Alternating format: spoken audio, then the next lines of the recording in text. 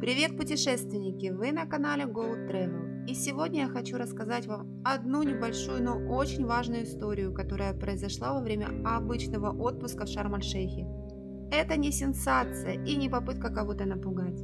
Это история о том, как даже в отпуске в пятизвездочном отеле Домина Coral Bay могут возникнуть ситуации, к которым туристы оказываются не готовы. Давайте спокойно и по шагам разберемся, что произошло от прилета и заселения до ужина, после которого все пошло не по плану. Этот выпуск не про обвинения, он про выводы, которые могут быть важны для каждого, кто путешествует. Она ждала этого момента всю жизнь. 69 лет. Первая заграничная поездка. Татьяна Ивановна из Самарской области мечтала увидеть Красное море, о котором столько слышала. Но этот отпуск в Шарм-эль-Шейхе закончился не фотографиями на память, а международным скандалом и трагедией, которая потрясла всю страну в феврале 2026 года. Вместо сувениров родные получили счет на $28 тысяч, а тело погибшей пенсионерки оказалось заблокировано в египетском морге. Что на самом деле произошло за ужином в пятизвездочном отеле Домина Coral Bay? Почему врачи не смогли спасти женщину и как российская страховка превратилась в пыль, когда на кону оказалась жизнь человека? Сегодня мы разберем эту историю по минутам. Роковой ужин. Все началось в конце января. Татьяна заехала в Аквамарин, одну из зон огромного комплекса Домина Coral Bay. Первый вечер – праздничное настроение, шведский стол, в меню морепродукты, креветки в кляре и кальмары. Казалось бы, классика египетского курорта. Но уже на следующее утро сказка превратилась в кошмар. Резкая боль, рвота, температура под 40. Татьяна Ивановна, как человек старой закалки, надеялась на авось. Пила активированный уголь и пыталась отлежаться. Это была роковая ошибка. Египетские бактерии действуют агрессивно, и время здесь самый дорогой ресурс.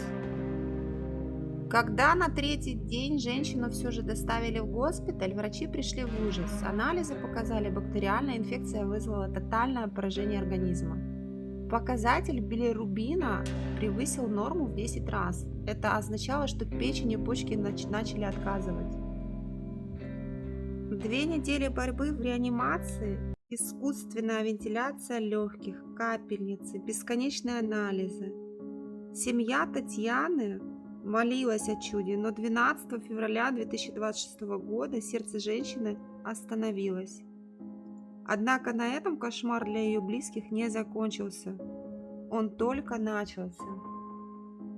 После смерти пациентки госпиталь выставил счет за лечение в $28 тысяч.